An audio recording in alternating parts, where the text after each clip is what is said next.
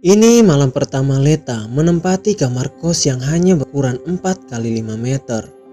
Rumah kos itu termasuk dalam kategori rumah lama.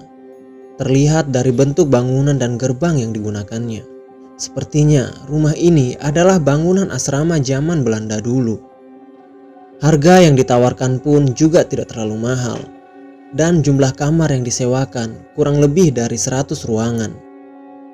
Di setiap kamar, para penyewa diberi fasilitas tempat tidur besi yang dialasi dengan kasur kapuk, lemari kayu berukuran sedang, dan sebuah meja rias kayu jati dengan ukiran daun di seluruh sisinya. Jendela kamar Aleta menghadap ke arah belakang rumah. Beberapa pohon besar terlihat jelas jika jendela tersebut dibuka. Aleta sempat mendengar bahwa bangunan ini angker. Namun Aleta tidak peduli karena sejak kecil Aleta sudah menyukai segala sesuatu yang berbau horor. Baik itu buku, film, atau kisah-kisah nyata yang merujuk pada dunia gaib. Walau hingga detik ini Aleta tidak pernah melihat makhluk astral yang sering kali digambarkan berwajah menakutkan. Namun ia percaya bahwa mereka memang ada.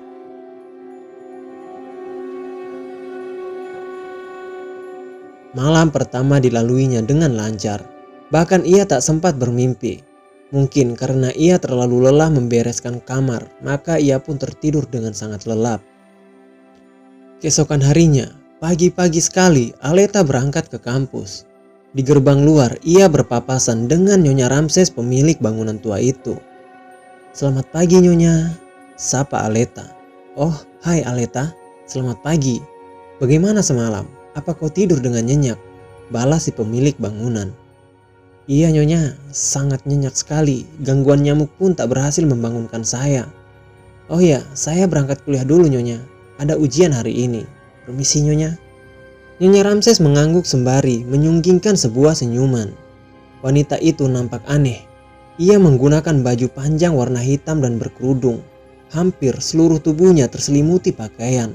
Hanya wajahnya saja yang tidak. Namun ia selalu menunduk. Aleta melangkah sangat cepat. Jarak antara kampus dan kos tidak terlalu jauh. Cukup naik angkutan umum 5 menit saja, maka sudah sampai di kampusnya. Suasana kampus sudah cukup ramai. Beberapa rekan sekelasnya nampak sibuk dengan buku catatan di tangan mereka. Dengan bibir komat kamit seakan menghafalkan bahan ujian. Aleta pun duduk di baris paling belakang. Tubuhnya masih sangat lelah karena hari kemarin. "Oh, hai Let, ngapain di sana? Sini dekat aku aja," tekas Jani yang duduk 2 baris di depan Aleta.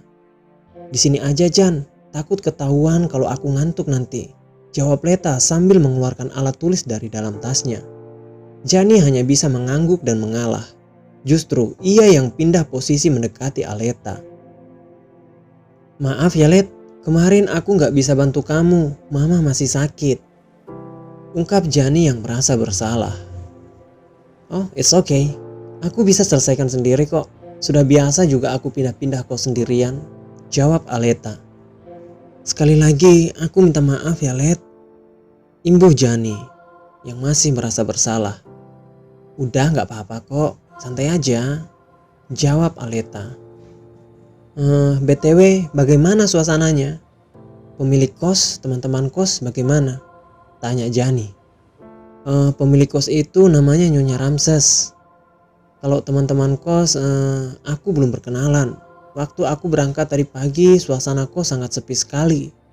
Entah mereka semua masih tidur atau aku yang lebih lambat bangun dari mereka," jawab Aleta. Tiba-tiba ada suara dari luar.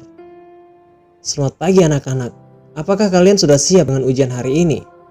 Sebuah suara agak serak milik Mr. Devon mengejutkan seisi kelas, termasuk Aleta dan Jani. "Oh, nanti disambung lagi ceritanya ya. Si monster udah datang," tekas Jani. Aleta hanya tersenyum simpul. Ia paham betapa Jani begitu membenci Mr. Devon, hingga akhirnya Mr. Devon mendapat anugerah sebagai The Monster. Waktu pun berlalu. Pukul 6 sore Aleta dalam perjalanan pulang ke kos. Ia ingin segera sampai di kamarnya, melanjutkan tidurnya yang ia rasa masih jauh dari kata cukup. Sampai di depan gerbang kos, Aleta tak langsung masuk. Ia memandangi arsitektur bangunan rumah itu dengan lebih seksama.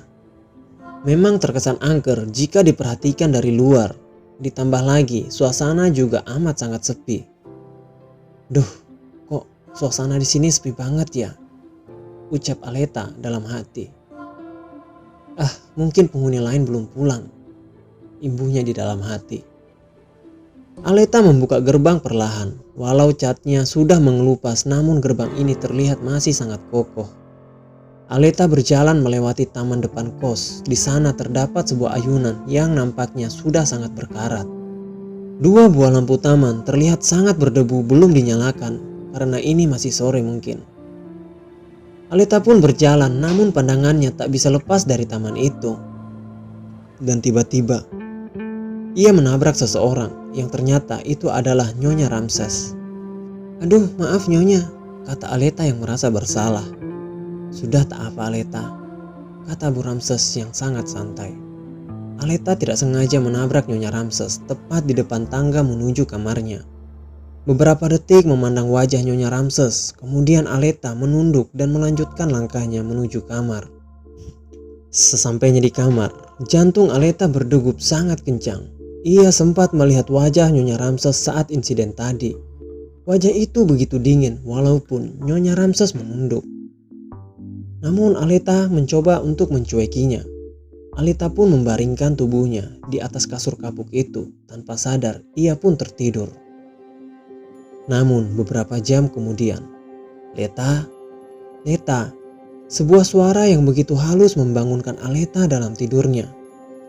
Aleta pun membuka matanya. Tak disangkanya seorang gadis cantik dengan rambut ikal berwarna keemasan dengan gaun khas noni Belanda sudah ada di depan matanya. Sepertinya mereka seumuran. Aleta hanya bisa terdiam. Ia yakin bahwa gadis ini bukan manusia. Tak usah takut, aku penghuni kamar sebelah. Kau anak baru kan? Tadi kau lupa menutup pintu kamarmu. Maaf jika aku lancang masuk tanpa izin. Aku hanya ingin berkenalan, ucap wanita itu. Aleta memandangi gadis itu dengan sangat teliti. Kakinya menempel di lantai, kulitnya putih bersih, bukan putih pucat. Sepertinya memang dia manusia. Oh hai, iya tak apa kok. Siapa namamu? Tanya Aleta dengan nada hambar karena ia masih terkejut. Aku Salia, salam kenal ya, jawabnya singkat. Setelah kejadian itu, keduanya nampak terlihat sangat akrab. Setiap Aleta pulang dari kampus, Salia selalu menemani Aleta dalam kamarnya. Mereka berbincang-bincang seadanya.